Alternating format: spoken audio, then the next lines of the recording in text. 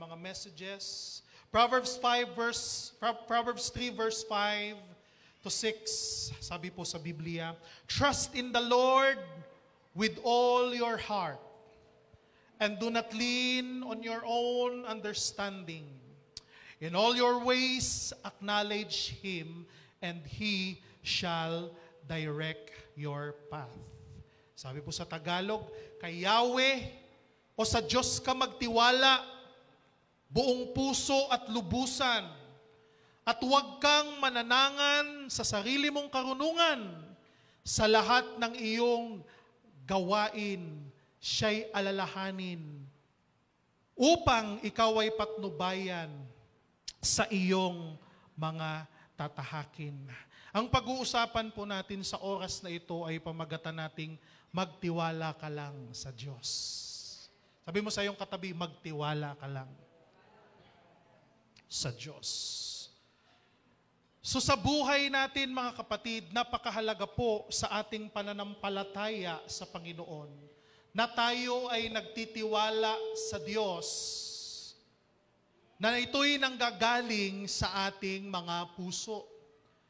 Hindi lamang tayo nagtitiwala sa pamamagitan ng ating bibig o ng salita, kung hindi napakahalaga po na ito ay nanggagaling sa ating puso. Trusting God with all of your heart. Napakahalaga po nito. Bakit po kailangan na ang pagtitiwala natin sa Panginoon ay hindi lamang sa salita, kung hindi ito'y nanggagaling talaga sa ating puso? Because heart is the center of all our emotions, desires, and feelings. Dahil sa puso nagmumula ang ating emosyon, ang ating desire, ang ating feelings na siyang nakakaapekto sa atin pong buhay. So your heart defines you. Your personality of being an individual ay nakasalalay sa kung ano ang laman ng iyong puso. Kaya ang tanong, do you really trust God?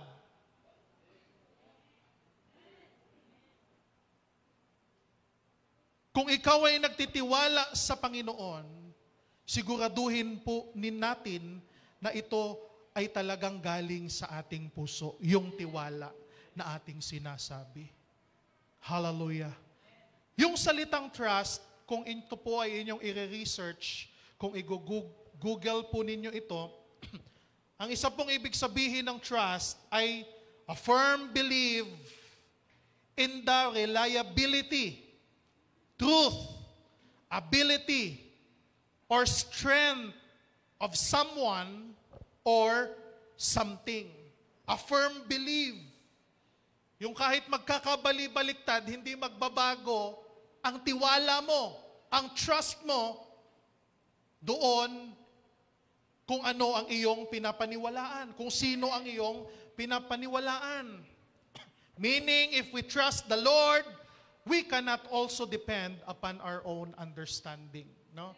So kung tayo ay may tiwala sa Panginoon, natural lamang na wala tayong tiwala sa ating sarili. Amen po ba? Kaya yung mga tao na laki ng tiwala sa sarili nila, yan po ay isang senyales na maliit ang tiwala mo sa Diyos. Why? Kasi nagdedepende ka sa iyong sariling kapasidad, sa iyong sariling kakayahan, sa iyong sariling galing, sa iyong sariling talino, sa iyong sariling diskarte. Pero ang gusto ng Diyos, mga kapatid, at ang tinuturo ng salita ng banal na salita ng Panginoon, na kahit meron tayo ng mga bagay na yan, talino, galing, diskarte, abilidad, sipag, tiyaga, napakahalaga rin po na sa kabila ng meron tayo ng mga bagay na yan, ay ang pinagtitiwalaan natin sa pagpapatakbo ng ating buhay, ng ating pamilya, ay walang iba kung hindi ang Panginoon. Napakadali pong magtiwala sa Panginoon kapag ka ang lahat ng bagay na nangyayari sa ating buhay ay umaayon sa ating kagustuhan.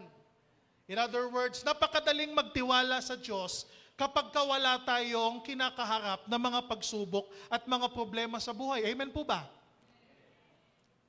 Napakadaling magtiwala sa Panginoon kapag ka maganda ang pagsasama ng mag-asawa. Papaano kapag biglang pumangit ang relasyon ng mga mag-asawa? Madaling maglingkod sa Panginoon o magtiwala sa Diyos kung ang iyong mga anak ay masunurin sa iyo bilang ikaw ay kanilang magulang. Ngunit papaano pag sila ay naging suwail at sumama ang kanilang ugali?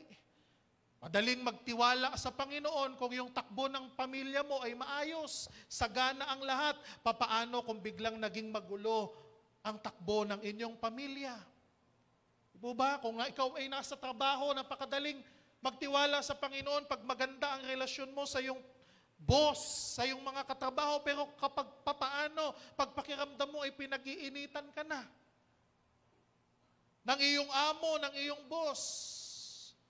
Madaling magtiwala sa Panginoon kapag okay yung finances mo, pag okay yung pera mo, pag okay yung savings mo, pero papaano kung biglang nagipit ka sa buhay? Or na-scam ka? Yung iniipon-ipon mo ay na-invest mo sa isang investment na hindi naman pala mapagkakatiwalaan. Or ikaw ay niloko lang o ikaw ay dinaya. Napakadaling magtiwala sa Diyos kung maganda ang bahay mo, bago yung sasakyan mo. Papaano kung ikaw ay nasunugan? Na-demolish? O kaya yung iyong sasakyan ay nabangga o nakarnap, nawala. Yung mga bagay na palagay mo ay nagpapasaya sa iyo.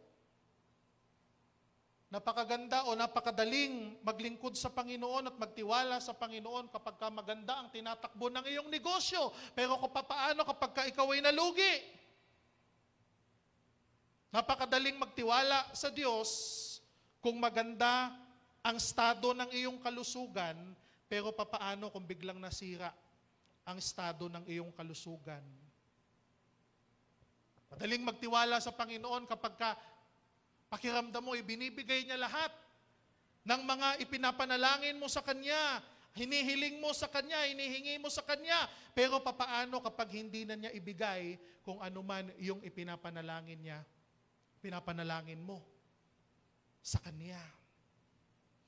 Kaya nga, napakahirap isipin ang realidad kapag yung buhay mo ay siyang parang bumaliktad na. Ang tanong mga kapatid, kaya mo pa rin bang magtiwala sa Diyos kahit na hindi mo maintindihan yung mga bagay na nangyayari sa iyo ngayon?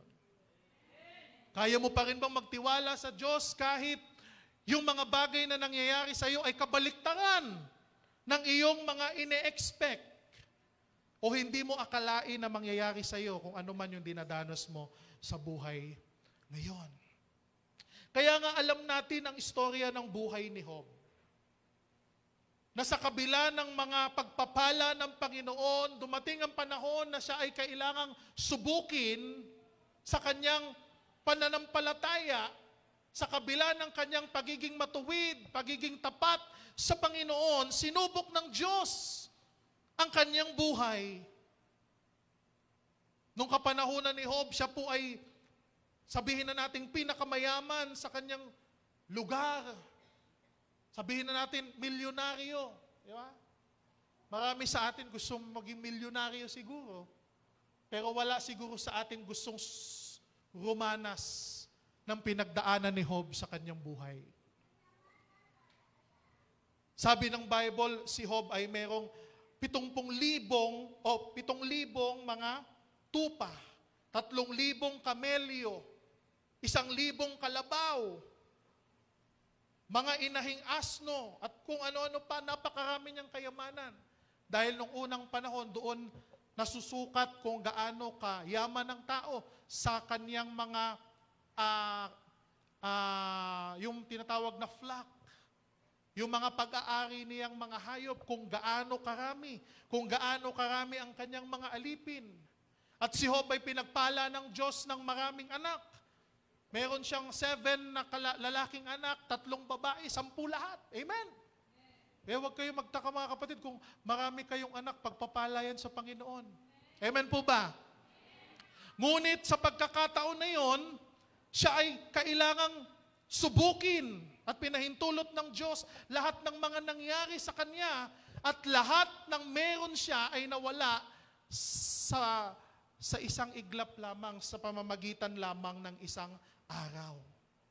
At ang lahat ng iyon ay binawi at nawala sa kanya sa loob lamang ng isang araw. Pati ang kanyang mga anak namatay sabay-sabay, sabi ng Biblia.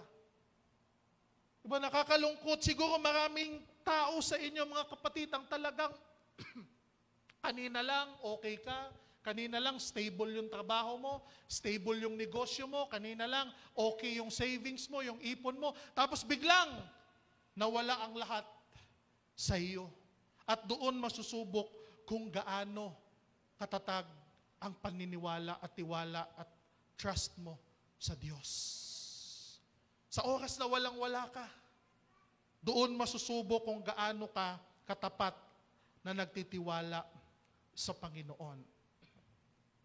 Kasi sa bundong ito, maaring mawala ang mga bagay. Maaring magbago ang sitwasyon. Di ba? Ngayon, maganda ang klima, maganda ang panahon. Maya-maya, biglang uulan. Hindi natin masabi, di ba? Normal sa buhay natin na meron talagang pagbabago. Ganon din po sa ating buhay, nagbabago. Minsan, ikaw ay nasa taas. Kaya nga, sa oras na ikaw ay nasa taas, naalalasap mo ang pagpapala ng Panginoon, huwag mo rin kalimutan si Lord. Amen? Para sa oras na ikaw ay magipit, meron kang tatakbuhan ang ating Panginoon. Bakit? Kasi sabi mo, Lord, nung masagana ako, hindi ko kinalimutan ang iyong banal na salita. Hallelujah. Kaya nga, habang tayo ay maunlad, sagana ang lahat sa atin, ang ating kabuhayan, dapat din po matuto rin tayong mag-ipon. Amen? Matuto rin tayong mag-isip ng iba pang pagkakakitaan na hindi lang tayo umaasa sa isa. Kasi katulad ng sinabi ko, mabilis magbago ang panahon. Even ang klima. Diba? Mabilis. At yun ang pagsubok kung gaano tayo nagtitiwala sa ating Panginoon. Sa Mark 4 verse 35, sa isang pagkakataon ay sinubok din ang pananampalataya or nasubok ang pananampalataya ng mga apostol. Nung sinabi ni Jesus sa kanila na tayo ay tumawid sa kabilang ibayo. Di po ba alam niyo yung story sa Mark 4 verse 35? Basahin na lang po natin. Sabi po sa Mark 4 verse 35, kinagabihay sinabi ni Jesus sa mga alagad, tumawid tayo sa ibayo. Kaya't iniwan nila ang mga tao at sumakay sila sa bangkang sinasakyan ni Jesus upang tumawid sa lawa. May iba pang mga bangkang kasabay o nakisabay sa kanila. Habang naglalayag, inabot sila ng malakas na bagyo. Kaya't ang bangkang sinasakyan nila ay hinampas ng malaking alon at ito'y halos mapuno ng tubig. Si Jesus ay natutulog noon sa may hulihan ng bangka. Nakahilig sa isang unan, ginising siya ng mga alagad at sinabi, Guro, baliwala ba sa iyo kung mapahama kami? Bumangon si Jesus at sinaway ang hangin, tigil! At sinabi sa lawa, tumahimik ka! Tumigil nga ang hangin at tumahimik ang lawa. Pagkatapos sinabi niya sa kanyang mga alagad, bakit kayo natatakot? Hanggang ngayon ba'y wala pa rin kayong pananampalataya? Natakot sila ng labis at namangha, sabi nila sa isa't isa, anong klaseng tao ito? Pati ang hangin at ang lawa ay sumusunod sa kanya. So dito nakita natin na na-test yung kanilang trust sa Panginoon. Sabi ni Lord, pupunta tayo sa kabilang ibayo. Sasakay tayo ng boat dahil yun ang pinakamas mabilis na ruta. Nakita nila maganda yung panahon, okay ang lahat, payapa ang lahat. Pagbiyahe nila, biglang sumungit yung panahon. Amen? Hindi mo masabi. No? At saka ito yung nagpapakita sa atin na kahit ginagawa mo yung kalooban ng Diyos, in fact, utos ng Panginoon yung kanilang ginagawa, para sa Diyos yun ang gusto ng Panginoong Jesus na mangyari, pero sa kabila nun, hindi pa rin sila nakaiwas sa mga bagyo at alon ng buhay. Amen? Hindi ibig sabihin, mga kapatid, na kapag pinutupad mo ang kalooban ng Panginoon, magiging smooth ang lahat. At kapag may nasalubong kang abirya, may nasalubong kang mga pagsubok, mga unos, mga bagyo doon sa pagtupad mo ng utos sa iyo ng Panginoon, ay sasabihin mo, hindi to will ni Lord. Kasi kung will ni Lord, dapat walang mga hadlang. Kung minsan nangyayari na mayroong hadlang, na napakaganda ng panahon, pagbiyahe mo, biglang bigla kang makakaharap ng mga ganong bagyo, hangin, at alon habang ikaw ay tumutupad sa sinasabi ng Diyos na dapat mong gawin sa iyong buhay. Normal yun. Dahil sabi ko nga sa mundong ito, one thing is certain in this world, at yun po ay ang pagbabago. Whether pagbabago ng klima, pagbabago ng iyong estado, dati single ka, ngayon married ka na. Di ba? Normal lang pagbabago. Dati ikaw ay bata, ngayon ikaw ay nagkakaedad na. Dati lahat ng buhok sa iyong ulo ay kulay itim, ngayon ay nagsisimula ng mag-gray at pumuti. Dati yung buhok mo ay napakakapal, ngayon ay napakakinis na. Kasi nagbabago ang lahat, normal yun eh. Sa buhay natin, normal ang pagbabago at kailangan mag-adapt tayo sa changes na nangyayari sa ating buhay. Hallelujah. Kaya nga, yun nangyari sa mga disciple, ganun din. No? Nung lumakas, maganda ang panahon, pagbiyahe nila, nasa kalagitnaan sila ay dumanas ng mga pagsubok sa kanilang biyahe. Kahit pa kasama nila ang Panginoon sa biyahe na yon. No, nung mga nakaraang panahon, wala kami rito, kami po ay bumiyahe din. Di ba? Pumunta kami ng Mindanao dahil nagdala kami nung sasakyan para sa church. No? So, nag-land trip kami papuntang Mindanao. No? At alam, nung bago kami umalis, napakaganda ng panahon. Talagang wala kaya nga sabi namin, tuloy na natin kasi maganda yung panahon. Kaya lang, ang problema, hindi kami nanood ng news. Kasi wala kaming time manood ng news. So, after church, sabi namin, tapusin natin lahat ng gawain kasi halos 2 linggo tayong wala rito. So, tinapos namin lahat ng gawain, abala kami sa mga service, nagpaalam na kami sa mga kapatiran na ganito, ganyan, may lakad kami. At sa madaling salita, hindi kami talaga nakapag-open at hindi namin nakita yung balita na meron palang paparating na bagyo. So sa aming isipan, okay lang, babiyahe kami. Total, kasama namin si Lord, para naman sa Kanya to, para sa gawain niya. So habang kami ay Monday yon, so Tuesday, bumiyahe na kami ng madaling araw, mga 12 midnight, nagsimula kami. Ngayon habang kami ay bumabiyahe, napakalayo na ng biyahe namin, siguro mga 10 hours or 12 hours na kaming bumabiyahe, bigla kaming nakasalubong ng napakalakas na ulan, na may kasamang hangin na parang habang yung mga sasakyan parang binabalibag. Sabi ko, ano bang meron? Ba't napakalakas ng ulan? Nung madaling araw pa lang, nagsisimula ng umambon. So doon pa lang kami tumingin ng balita, doon lang namin nalaman na yung ruta pala na pupuntahan namin, ay yun din pala yung tutumbukin ng bagyo. Ibig sabihin, magsasalubungan kami, yung bagyo papunta, kami naman, salubong talaga. So sabi ko, naku, patay, ano ba tong natin, di ba? Sabi ko, lagot tayo nito. Bakit tayo bumiyahe na hindi natin alam na may bagyo pala na parating? At hindi na rin tayo pwedeng bumalik kasi imagine mo, 10 hours ka nang bumabiyahe, napakalayo na. May bandang Quezon or Lucena na yata kami noon. So napakalayo na talaga nung aming tinakbo. So nagpatuloy hanggang sa habang nagpapatuloy kami mga kapatid, palakas ng palakas yung hangin, palakas ng palakas yung bagyo. Wala na kaming makita, zero visibility na kasi yung ulan ay tumatama sa salamin ng sasakyan. Halos wala ka lang makita, napakahirap magmaneho, pero dinahan-dahan lang namin, tinuloy-tuloy lang namin. Hanggang sa mga kapatid, kami ay nakarating sa Naga. At sabi namin, dito muna tayo kasi 12 na ng tanghali, magtanghalian muna tayo. So kami ay pumasok muna sa isang mall doon, kumain muna kami. Pero habang sumisilip kami sa labas, ang lakas talaga ng hangin, ng bagyo. Talagang ang lakas ng ulan. So sabi namin, pagkatapos namin mag-lunch, sige na, alis na tayo. bumiyahe na tayo. Ngayon, habang kami ay bumabiyahe palabas ng Naga, napapansin namin mga kapatid na yung lahat ng mga palayan doon ay lubog na sa baha. At inaabot na pati yung main road, yung kalsada, na tumataas na yung baha. Kaya nagpatuloy lang kami hanggang sa nakalabas kami ng Naga. Siguro paglipas ng mga 3 oras, nakalayo-layo na kami. Nasa may part na kami ng Iriga area. At doon na kami inabutan ng napakatinding traffic na hindi na kami diretso dahil yung mga sasakyan, yung mga truck, yung mga 10-wheeler, mga bus ay hindi na sila makaandar, nakapila na. So pagtaka namin, ano nangyari? Sabi namin, ay sir, unpassable na dito kasi yung tulay naputol. At yung baha po ay halos leeg.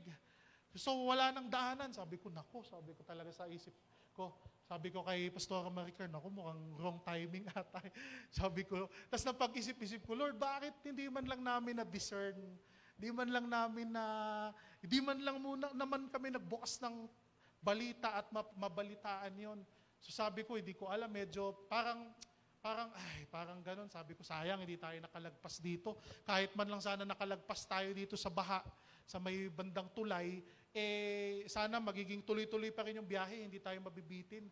So wala kami nagawa, naghintay kami ng matagal, hanggang sa sabi ko, check ko kaya kung anong meron, na curious ako. So pumila kami doon sa traffic kasi nakikita ko naman, may mga sasakyan naman na nakakasalubong kami.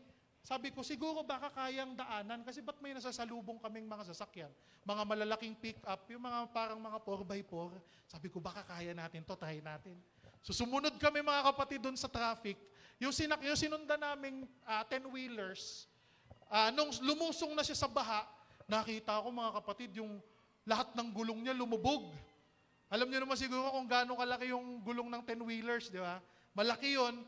Pero nung nakita ko, sinundan ko siya, huminto muna ako. Pag lusong niyang pababa, sabi ko, naubos yung gulong ng 10-wheelers. Sabi ko, hindi pwede to. U-turn ako. Yung pala, yung mga nasasalubong namin mga kapatid, mga nag-U-turn lang din.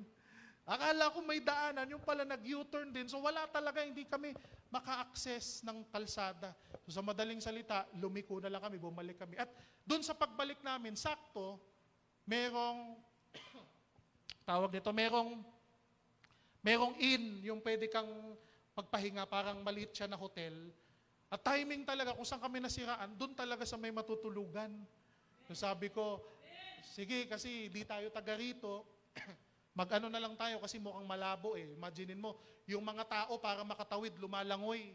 Yung sa kabilang ibayo, lumalangoy sila para lang makatawid. Tapos nasasabi namin, sir, hindi kaya yan. Bakit? Lagpas tao. Sabi ko, naku, wala na to. Stranded na kami nito.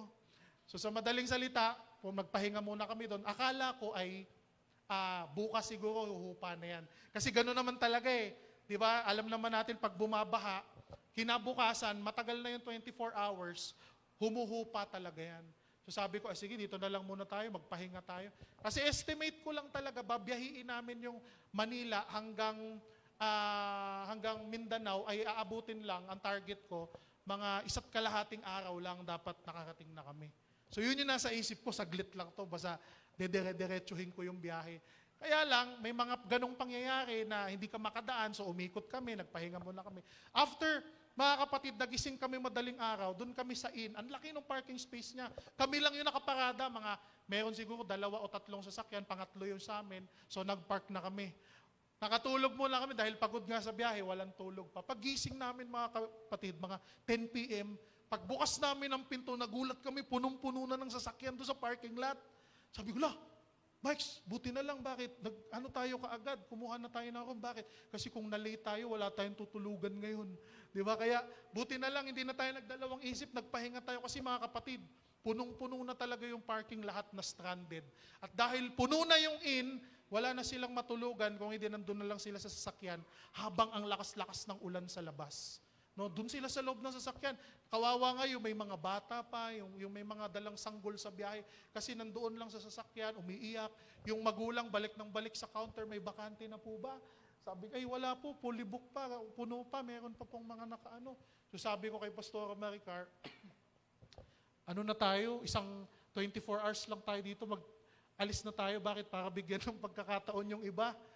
No? Kasi talagang talagang parang stranded. Talaga, ang dami ng tao, ang dami ng mga truck sa labas. Hindi na maintindihan. Meron pa doong mga delivery na yung mga i-deliver nila, ibinibigay na lang sa mga tao. 'Di ba? Example yung parang tinapay yun parang gardenia. Delivery ba ng gardenia? Yung mga tinapay nila, ibinibigay na sa mga tao kasi hindi na makakatawid yung ganong tinapay, saglit lang yun, mabilis yun mag-expire So yun yung baga wala talaga, yung mga delivery, lahat, truck, nakahambalang sa kalsada. Talagang hindi biro yung nangyari na yon.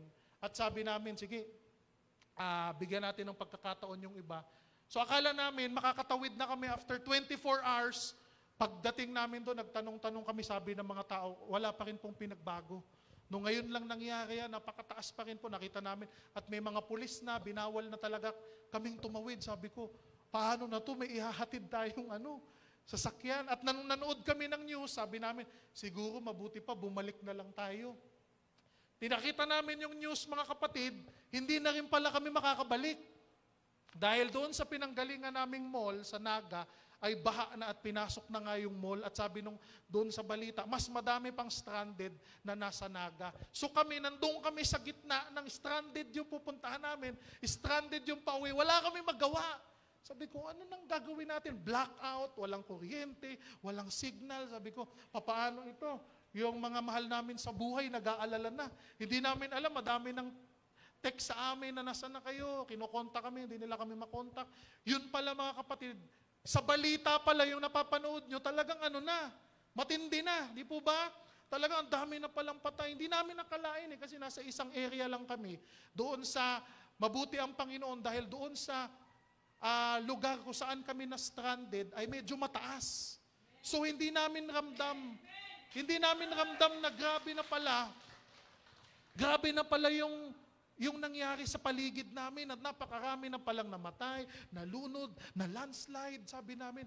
Nung nanonood ako ng news, sabi ko, na-shock ako, sabi ko, ba't ganun pala kalakas yung bagyo na naming sinalubong? Pero mabuti talaga ang Panginoon, mga kapatid, dahil hindi niya kami hinayaan na ma-stranded doon sa lugar na kung saan maari kaming mapahamak.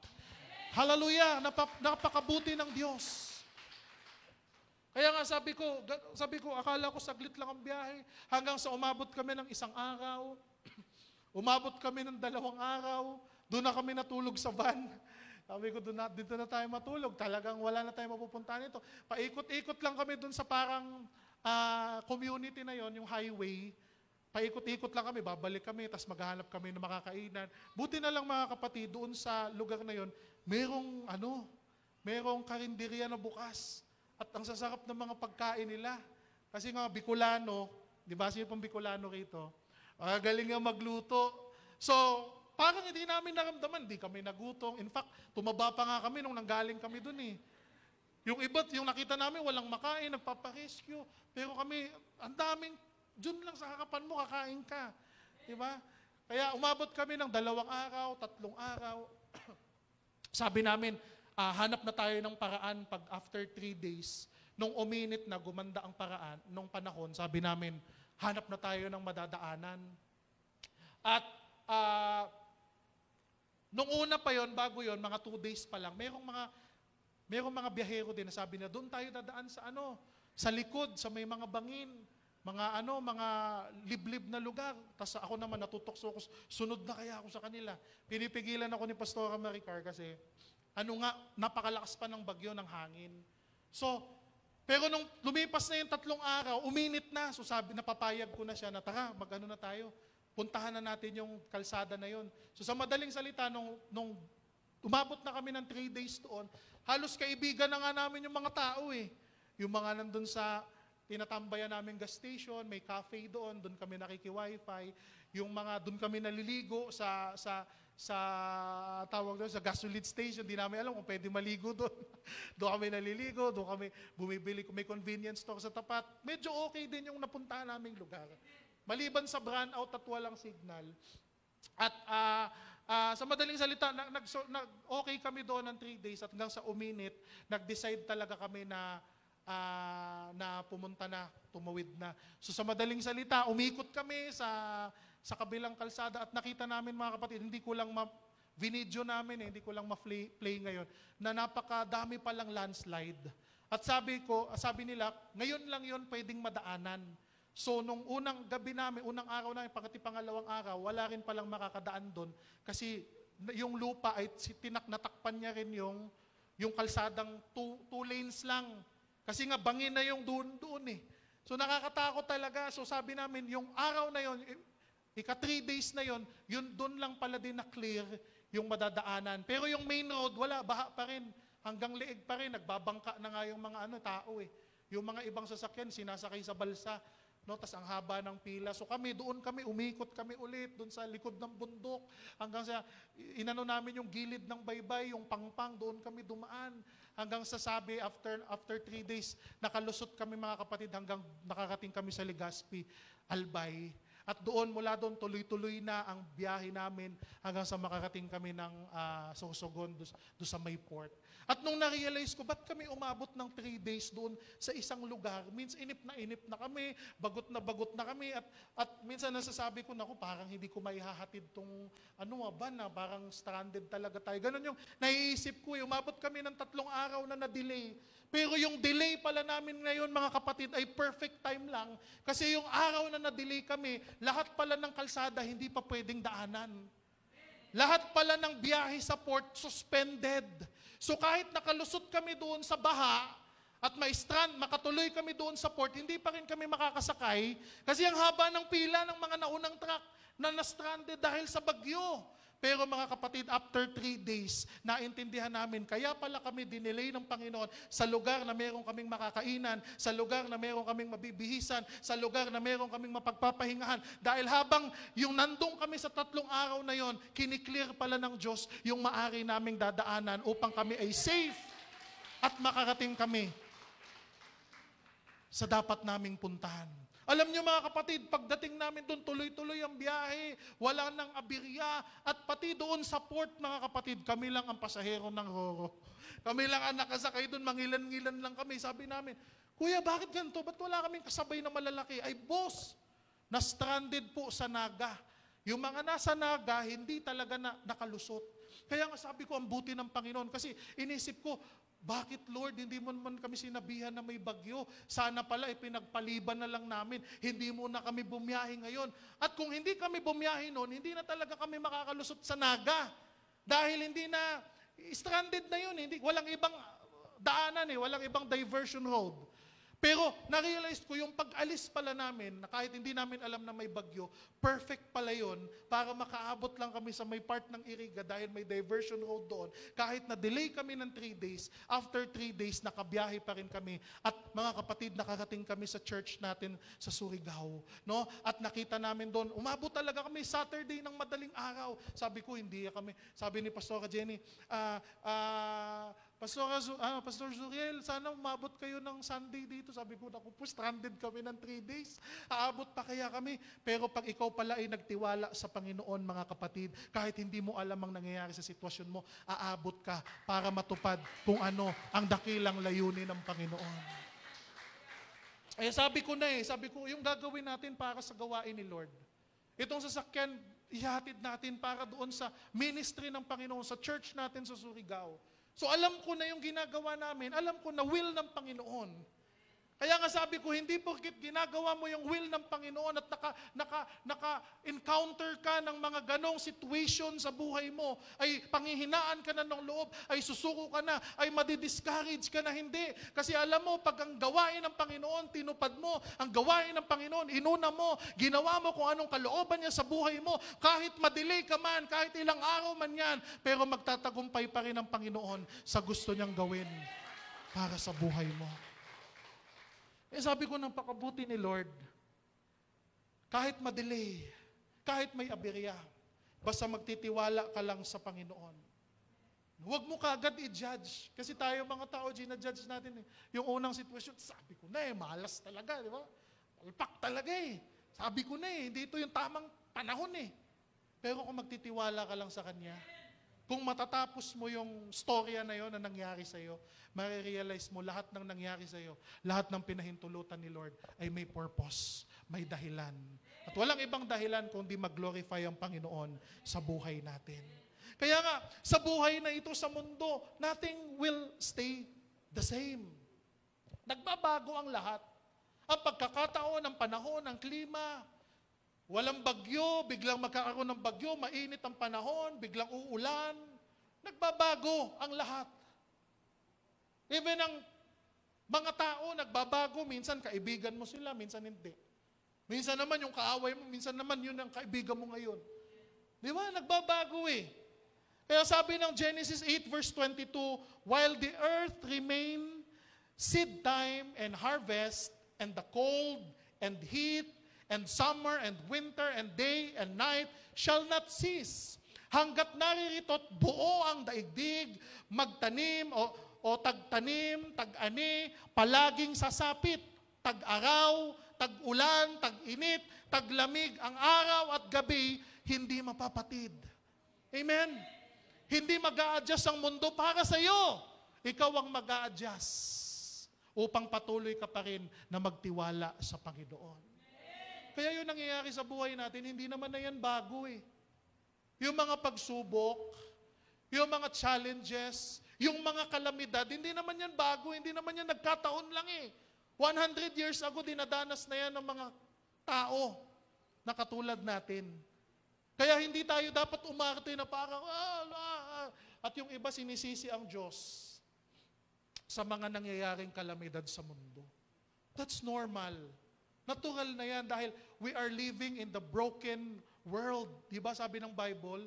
Bakit may kalamidad? Bakit may kamatayan? Bakit may sakit? Bakit? Kasi yung mundo na ito ay broken. Diba? Sira.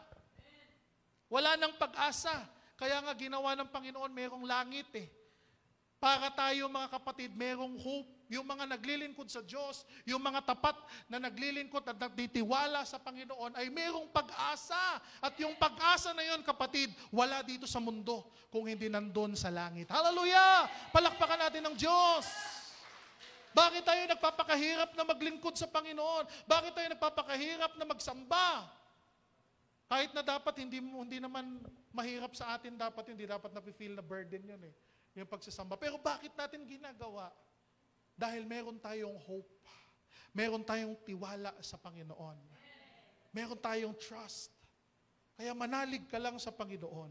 Patuloy kang lumaban sa hamon ng buhay, sa mga pagsubok ng buhay. Patuloy mong itaguyod ang iyong pamilya.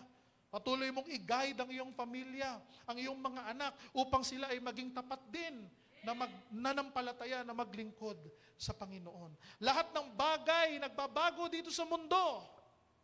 Walang nananatili. Lahat nagbabago. Lahat lilipas. Lahat nawawala. Nagbabago ang lahat. Diba? Ano ba yung news nito lang na doon sa Saudi Arabia biglang nagka-snow na. Diba? Kapag taka. Hindi yun normal. Hindi yun natural. Isang disyerto na mainit, ngayon ay inuulan na ng snow at nagiging snow na yung disyerto. Yung isa pa, yung sa Japan, di ba yung meron pang Mount Fuji ba yun? Yung magandang view na bundok sa kanila na may snow sa ibabaw. Ngayon, wala nang snow. Parang napapansin mo, yung mga lugar na malalamig ngayon, hindi na siya ganun kalamig at yung mga maiinit naman, doon na lumalamig. Nagbabago yung cycle, sabi nung iba, global warming at kung ano-ano pa. Di ba? Pero isa lang ang alam natin mga kapatid, na sa mundong ito nagbabago talaga. Huwag kayong magtaka pag isang araw dito sa Pilipinas may snow na. Ha? At kailangan nyo na magbilihan ng heater. O kaya ng, ano ba yun? Ano ba yung linalagyan ng apoy? Parang chimney ba yun? Sa lutuan kasi yun eh. Di ba yung para magpainit na, lahat kayo naka-coat na o matutupad na yung mga Korean nyo. Yung mga bleng-bleng na, mga geng-geng na pormahan, di ba? Yung mga pormahan gano'n kasi malamig na. So huwag kayong magtaka kasi nagbabago eh. Nagbabago, everything change. Everything has a season. Di ba? Yung asawa mo noon, nung nagkakilala kayo, napakaganda niyan. Di ba? Napakakinis niyan, napakabango niyan. Ngayon, hindi nagaano. Kasi minsan tamad na mag-asikaso. Nagbabago eh. Yung muka, yung kinis na muka, yung edad. Dati ang kinis, ngayon meron ng wrinkles. Di ba? Maliban na lang kung meron kang pang-stretch ng balat, meron pang-treatment. Iba yung looks mo, nagbabago. Yung kasikatan, nagbabago. Yung ibang mga sumisikat, napakabilis sumikat, napakamabilis din malaos. Di ba? Yung pera, nawawala, nauubos. Yung kayamanan, nawawala. Yung pagmamahal ng iba, sa jowa nila, nagbabago, nawawala. Pero ang pagmamahal lang ng Diyos ang hindi nagbabago, mga kapatid. Dahil mahal ka ng Diyos. Hallelujah. Praise the Lord. Kaya nga sabi ng Word of God, Matthew 24 verse 35, Heaven and earth will pass away, but my words will never pass away. Lilipas ang langit at ang lupa, ngunit ang aking mga sinasabi ay tiyak na mananatili. Kaya magtiwala ka sa Diyos. Magtiwala ka sa Word of God. Normal na lumipas ang buhay sa mundo. Normal na lumipas ang kung ano-ano mang nakikita natin. Pero ang hindi lilipas, mga kapatid, ay yung salita ng Panginoon. Kaya dapat lamang po na sundin natin, pahalagahan natin, huwag nating ibaliwala yung salita ng Diyos na siyang nagbibigay buhay sa ating buhay, mga kapatid. Kaya nga, ang tanong, mga kapatid, ay ito, what if God will took all of what He has entrusted you or has given you? Are you going to love Him and still be thankful to Him? Yun ang tanong eh. Napagkabinawi ba sa'yo ni Lord? Yung anong meron ka ngayon na ibinigay niya, yung pinagkatiwala niya sa'yo, at bawiin niya yan, katulad ng nangyari kay Job, kaya mo pa rin bang magtiwala sa Diyos? Kaya kung subukin ka ng Panginoon, kaya mo pa rin bang magtiwala sa Panginoon? Paano kung hindi ibigay ni Lord yung iyong ipinagpipray, yung iyong inanais? Paano kung i-delay ka ng Panginoon doon sa opportunity, sa blessing na iyong hinahantay? Kaya mo pa rin bang magtiwala sa Diyos? Kasi minsan yung mga hinihiling natin sa Panginoon, dinidelay ng Diyos eh. Diba? Hindi sa dahil hindi niya kayang i-provide. Hindi niya kayang ibigay sa atin, kung hindi, dahil hindi natin kayang saluin yung pagpapala ng Panginoon. Kaya merong delay. Tinitraining tayo ni Lord. Tinitest pa yung ating character, kung kaya na ba natin. Kaya hindi porket hindi binigay ng Panginoon sa iyo ay hindi niya kayang ibigay. Baka mamaya hindi mo pa kayang panindigan kung ano yung hinihiling mo sa Panginoon. Hello? Kaya nga, sa buhay ni Job, hindi siya nagbago. Kahit na sinabi na nung asawa niya, isumpa mo na si Lord. Isumpa mo na ang Diyos dahil minalas ka sa buhay, pinabayaan ka niya, isumpa mo na siya. Pero hindi niya ginawa yun. Kahit inudyokan siya ng iba, sa halip na natili siyang tapat sa Panginoon. Kaya nga, we must trust God even when we don't understand what was happening in our life. Kahit hindi mo naiintindihan, magtiwala ka pa rin sa Diyos. Basta alam mong tapat ka na naglilingkod sa Kanya. Faithful ka sa pamamagitan ng iyong capacity. Naging matuwid ka sa pamamagitan ng iyong best. Sa harapan ng Panginoon. At sa kabila nun, may dinadanas kang kahirapan, pagsubok sa buhay mo. Manatili ka, mga kapatid. Tandaan natin to, sa buhay natin, kahit anong unos yan, kahit anong bagyo yan, hindi yan mananatili. Lahat ay dadaan lamang. Hello? Kahit gaano kalakas yung bagyo, kahit gaano kalakas ang hangin, kahit gaano kalakas yung power ng bagyo, ang lagi-lagi mong iisipin na yung bagyo na yan, hindi mananatili, aalis at aalis. Dadaan lang talaga yan sa buhay mo. Kaya kahit sa buhay natin, kahit ano man yung spiritual na bagyo na pinagdadaanan natin, isipin mo palagi, lilipas lang to. Mawawala lang ito. Dadaan lang ito sa buhay ko. Kaya kailangan manatili akong tapat sa aking Panginoon. Diba? Kaya nakita natin sa buhay ni Joseph. Hindi niya naiintindihan ang nangyayari sa kanya. Nagalit sa kanya yung mga kapatid niya dahil sa paggawa niya ng mabuti.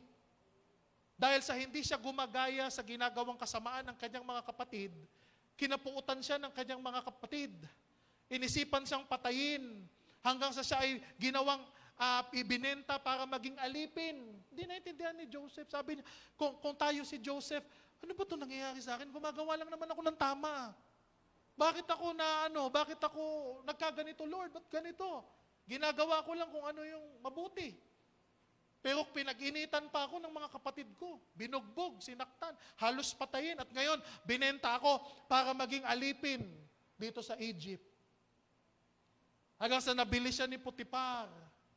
At siya ay ginawang alipin at dahil nakitaan siya, may talento to, may galing to. Di ba? Yan ang advantage, mga kapatid, kapag meron kang Panginoon sa buhay. Bakit? Kasi ginagabayan ka ng Diyos. Sabi nung boss niya, may galing to, gagawin kong, ipopromote ko nga to. Gagawin ko nga siyang manager dito sa lahat ng aking kasangkapan at kayamanan at lahat ng ari-arian. So sa madaling salita, naging manager siya, ang dami niyang taong under. No, nakita natin, yung buhay ni Joseph, umangat, paborito ng kanyang ama, biglang bumagsak. Binugbog, ginulpi, binenta ng kanyang mga kapatid. At pagkatapos, naging alipin sa baba, umangat na naman, nagiging manager ng kanyang boss. Diba? Pag ganun-ganun yung buhay ni Joseph. At siguro sasabihin natin, Lord, okay na ako dito, manager na ako. Alipin ako, pero manager na ako. Okay na ako dito. Pero hindi pa tapos ang Panginoon sa buhay niya. Siya ay tinukso, siya ay pinakatangan. Kaya yung pagiging manager niya, bumagsak na naman sa pinakamababang estado, ang pagiging preso. Pinagbintangan siya ng kasalanan na hindi niya ginawa. Diba? Sa kabila ng pagiging matuwid niya sa Panginoon. Kaya yung mga anak ng Diyos, yung mga faithful sa Panginoon, huwag kayong magtaka kapag kasisiraan kayo ng ibang tao. Dahil sa iyong katapatan sa Diyos. Normal yan. Huwag kayong magtaka. Naging preso si Joseph, hanggang sa nagkaroon siya ng mga kaibigan, hanggang sa pinamahala din siya ng warden doon. Di ba? Ang galing, no? Pagkasama mo si Lord, mga kapatid, kahit saan ka ilagay, magtatagumpay ka. Kahit sa loob pa yan ng kulungan. So yung warden, ginawa siyang leader. Wala nang pakialam yung warden, hindi na nagbabantay yung mga gwardya. Si Joseph na ang namamahala, ayos-ayos ng kulungan, walang gulo, walang riot, wala lahat. At meron siyang kasama doon na servant ng paraon, ng hari. At sinabi niya, merong mga panaginip itong mga taong ito at in-interpret ni Joseph sa kanila. At sinabi niya doon, huy, kapag bumalik na kayo sa posisyon niyo, huwag mo akong kalilimutan. Pagka nandun ka na sa posisyon mo, kasi yun ang ibig sabihin ng panaginip mo, huwag mo akong kalilimutan. No? So nung pinalaya na yung kaibigan niya na yon, anong nangyari? Di kinalimutan siya. Ganun naman talaga eh. Minsan yung mga taong tinutulungan natin, minsan nakakalimutan tayo. Pero huwag kayong mag-alala, mga kapatid. Amen? Normal yun na yung minsan, yung taong tinulungan natin, sabi, uy, pag gandong ka na ha, atakin mo ko ha, tulungan mo ko ha. Tapos nung nandun na sila, nakalimutan ka na nila. Huwag tayong magalit. Huwag tayo kasi magtiwala dun sa tao. Magtiwala tayo sa Panginoon. Hallelujah. Amen? Kahit kaninong tao, huwag kayong magtiwala. Yung nangutang sa inyo ganito, pag ako naman nangangailangan, pautangin mo ako, naku, wag yan. Magkakatampuhan lang kayo. Diba? Ang pagtiwalaan natin palagi si Lord, mga kapatid. Bakit? Kasi si Lord hindi tayo iiwan sa ere. No? Kaya nga nakalimutan si Joseph doon. For 2 years, si Joseph nandoon lang nakakulong, kinalimutan siya ng friend niya. Pero nung dumating na yung perfect, yung tamang panahon, binigyan ng Diyos ng panaginip yung hari na walang makapagpaliwanag. Lahat na sa kanyang kaharian. Sabi niya, lahat ng yung kayamanan ko, bahagi ng kaharian ko, ibibigay ko sa kung sino mang makakapag-interpret. Di ba? Anong sabi? Wala talaga naka-interpret ng panaginip niya. So doon naalala nung kaibigan ni Joseph, yung nag-interpret ng panaginip ko, nandun sa kulungan, sinabi niya sa haring ganon, na meron akong kaibigan doon sa kulungan na nakakapag-interpret ng dreams. Sabi ng hari, patawag nyo, dali nyo rito. At doon, nung nagkaharap na sila ng hari, isinalaysay ng hari kung ano ang kanyang panaginip. At dahil sa kapangyarihan ng Panginoon, no, dahil sa kapangyarihan ng Diyos na ibinigay niya doon kay Joseph, na-interpret ni Joseph ang ibig sabihin ng panaginip. Manghang-mangha yung hari. At hindi lang yung interpretation ng dreams ang ibinigay ni Joseph, pati yung solusyon na dapat nilang gawin. Tingnan mo, Pagka ikaw ay may gift galing sa Panginoon, kapag ikaw ay anak ng Panginoon, hindi lang interpretation ang kaya mong ibigay, pati yung solusyon sa problem, kaya mong ibigay. Solusyon, interpretation lang ang hinihingi ng hari. Pero dahil kasama ni Joseph ang Diyos, pati solusyon, ibinigay ni Joseph sa kanila. Kaya sabi ng hari, sino pang papamahalain ko? Sino pang iba ang hahanapin ko na wala na akong nakitang pinakamagaling maliban sa iyo? Na ikaw ang nakaisip, kaya ikaw ang gagawin kong governor na mamamahala ng lahat ng aking kaharian. So sa madaling salita, kahit nandun si Joseph, hindi niya maintindihan kung ano nangyayari sa kanya. Pero lahat pala ng nangyayari sa kanya, mga kapatid, ay dinesign ng Panginoon para pagdaanan niya yon dahil may greater purpose si Joseph, si Lord para kay Joseph. At nung prinomote ni Lord si Joseph, yun ang perfect timing. Kaya sabi mo sa iyong katabi, maghantay ka lang ng perfect timing mo. Meron eh. Huwag ka ma-discourage. Yung dati nagnegosyo ka, sumablay, nalugi ka, mag-negosyo ka ulit. Sumablay ulit, pangalawa, pangatlo, huwag kang mag-business ka ulit. Kasi hindi mo alam kung kailan ipagkakaloob ng Panginoon yung perfect timing para sa iyo. Palakpakan natin ang Diyos. Hallelujah. Basta manatili kang faithful sa Panginoon. Manatili kang magtiwala sa Panginoon. Yung hindi nagbabago, yung tiwala mo sa Diyos. Kasi may tamang, sabi nga, di ba? When the time is right, I, the Lord, will make it happen. Sabi ni Lord. Kung tama na yung timing, ibibigay talaga sa iyo ni Lord yan. Walang makakahadlang. Para sa iyo yan. Kaya sabihin mo sa iyong katabi, hindi pa huli ang lahat. Magtiwala ka lang sa Diyos. Praise the Lord. Kaya nga, si Joseph nagtiwala siya sa Panginoon. At prinomote siya ng Panginoon para sa dakilang layunin. Ano yung layunin ni Joseph? Upang iligtas yung mga tao na nagtangka sa kanyang buhay. Ang ganda ng plano ng Panginoon. Lahat yun dinanas si Joseph. Anong misyon? Para iligtas yung kanyang mga kapatid na nag-cause kung bakit siya hirap-hirap sa kanyang buhay. Pero na-realize ni Joseph na lahat pala ng nangyari ay plano ng Panginoon. Kaya nga sa buhay mo, kapatid, ngayon, huwag mo kagad husgahan. Huwag mo kagad sabihin na, pangit ng ano ko, pangit, bakit ganito, naglilingkod ako, bakit ganito. Huwag mo kagad i-judge. Magpatuloy ka lang na tapat sa Panginoon.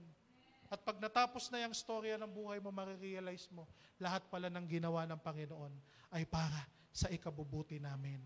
Hallelujah. Kaya nga, napakabuti ng plano ng Diyos. Everything happens for a reason. And God planned it for good. Kaya nga, kahit sabihin pa natin yung pinakapangit na diskarte yung nangyari sa atin, pero yun yung best na diskarte. Basta yun ay nanggaling sa Panginoon. 1 Corinthians 1 verse 25, this foolish plan of God is wiser than the wisest of human plans. And God's weakness is stronger than the greatest of human strength. Kung meron mang kahinaan ng Diyos, yun pa rin ang pinakakalakasan para sa tao. Kung meron mang plinanong, sabihin na nilang kahibangan ng Panginoon, yun pa rin ang pinakamatalinong plano ng Diyos. Sapagkat ang inaakala nilang kahangalan ng Diyos ay karunungang higit pa sa karunungan ng tao. At ang inaakala nilang kahinaan ng Diyos ay ang kalakasang higit pa sa kalakasan ng tao. Kaya dapat lamang na tayong lahat ay magtiwala sa Panginoon. Hindi sa tao o hindi sa kahit sa sarili nating abilidad. Kaya nga, do not lean on your own understanding. Huwag kang mananangan sa sarili mong karunungan. Stay faithful. Just trust God. Manatili ka lang na tapat sa ating Panginoon. Kaya nga, yung way ng Panginoon ang pinakamainam sa atin. Kahit ma-delay ka pa ng 3 days, pero kung may tiwala ka sa Panginoon, yung way, yung timing pa rin ng Diyos ang perfect para sa iyo. Isaiah 55 verse 8, for my thoughts are not your thoughts, neither are my ways are not your ways, declares the Lord. For as the heavens are higher than the earth, so are the ways higher than your ways, and my thoughts than your thoughts. Ang sinabi ni Yahweh o ng Diyos, ang aking kaisipan ay hindi mo kaisipan. Ang iyong kaparaanan ay hindi ko kaparaanan. Kung paanong ang langit ay mas mataas Kaysa sa lupa, ang aking kaparaanan ay higit sa iyong kaparaanan at ang aking kaisipan ay hindi maaabot ng iyong kaisipan. Hallelujah! Hindi pala natin kayang abutin ng Panginoon. Kaya kahit hindi mo maintindihan na nangyayari sa iyo, kailangan mong magtiwala sa Diyos. Hindi mo kailangang alamin kung bakit nangyari sa iyo ang bagay na yan. Ang kailangan mo lang magtiwala ka sa Panginoon sa buhay mo. Hallelujah. Romans 8 verse 28, all things work together for good. Ika nga, for those who love God. Amen. Kung ikaw ay gumagawa para sa kalwalhatian ng Panginoon, hinding-hindi ka mapapahamak, kapatid. Hinding-hindi ka mabibigo. Kaya nga, kahit anong mangyari sa buhay natin, huwag tayong mag-alala. Dahil may mas mabuting plano ang Panginoon sa buhay mo. Be faithful. Magtiwala ka sa Diyos. Just trust God. Siguro nga hindi mo pa naiintindihan ngayon kung bakit nangyayari yan. Ngunit pagdating ng tamang panahon, ipapakita sa iyo ng Panginoon kung bakit niya pinahintulot yung bagay na yan sa iyong buhay. Katulad ni Job, hindi siya tumalikod sa Panginoon. Hindi siya na-discourage. Hindi siya lumayas sa presence ng Panginoon. Hindi niya tinalikuran ng Panginoon kung hindi na natili siya sa kabila ng sakit at hirap ng kanyang pinagdaanan. Tulad ni Joseph, sa kabila ng pag-asenso, sa kabila ng pagbagsak, parang siso yung buhay ni Joseph, pero nagpatuloy pa rin siya na nagtiwala sa Panginoon. Kaya inangat siya ng Diyos at linagay siya sa pinakamataas na posisyon na pwede niyang maabot. Minsan tayo satisfied na boss ako, boss nga ako pero alipin. Pero yung plano pala ni Lord sa'yo, maging boss ka na malaya ka. Hallelujah.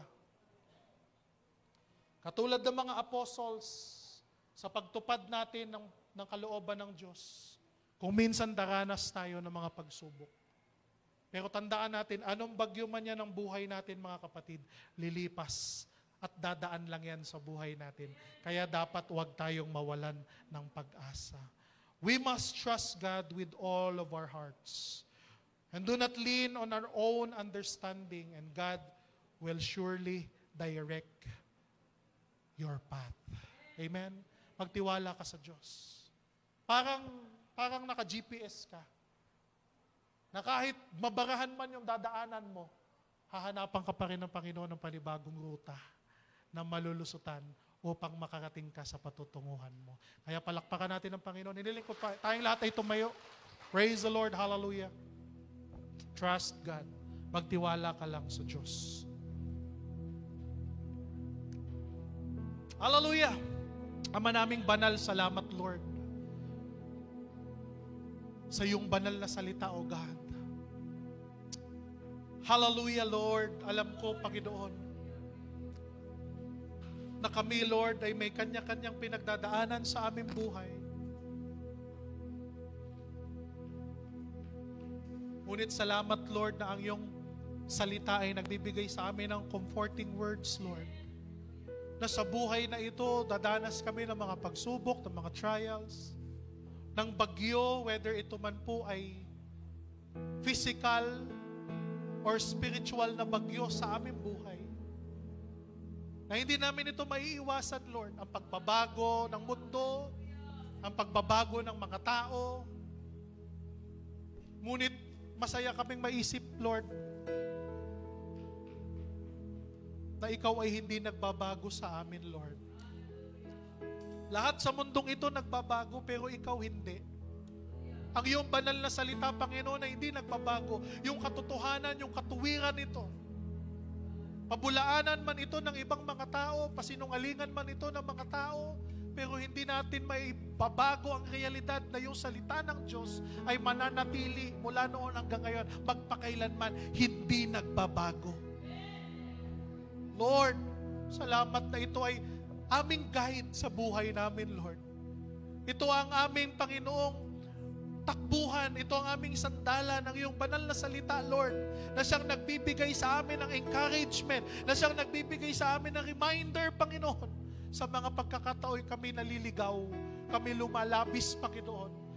Salamat, Lord, na kami ay may pag-asa, buhay na walang hanggan. May pag-asa sa langit, Panginoon. Salamat na ang pangako mo, God, na kung kami ay manatiling tapat hanggang wakas, Panginoon, ay makakamit namin, Lord, ang kaligayahan at kasaganahan na walang kapantay dyan sa iyong kaharian. Oh, hallelujah. Salamat, Lord, ang aking mga kapatid. Pagpalain mo. Tulungan mo sila, Lord. Tulungan mo sila, Lord, na manatiling nakafocus sa iyo. Panginoon, na hindi nila bigyan ng pansin yung mga nakikita nila sa kapaligiran, yung naririnig nila, Panginoon, yung mga distraction sa kanilang pananalig at pananampalataya. Kung hindi, ang tangi lang na lamang nilang mapansin, Panginoon, ay ang iyong presensya, ang iyong pagmamahal, ang iyong pag-ibig, O Diyos. Kaya salamat, Lord, na ikaw po ang aming pinagkakatiwalaan ng aming buhay. Dahil sa iyo, kaya kami narito sa dakong ito, Panginoon, upang ikaw ay paglingkuran at pasalamatan sa bagay na iyong ginawa na at iyong finulfill doon sa krus ng Kalbaryo, Panginoon. Hallelujah! Salamat, Lord. Maging ang mga kaibigan at kapatid namin na nanonood online, pagpalain mo rin sila. Nasaan dako man sila ng bansa o ng mundo, ang iyong mapagpalang kamay ang palaging sumama sa kanila at maggabay sa kanila. Salamat, O Diyos. Nawa sa oras na ito, walang ibang naitaas kung hindi ikaw lamang sa buhay namin. Kaya Lord, pinupuri ka namin, O Diyos. Sinasamba, pinapasalamatan sa pangalan ni Jesus. Ang lahat ay magsabi ng Amen, Amen, Amen. Hallelujah.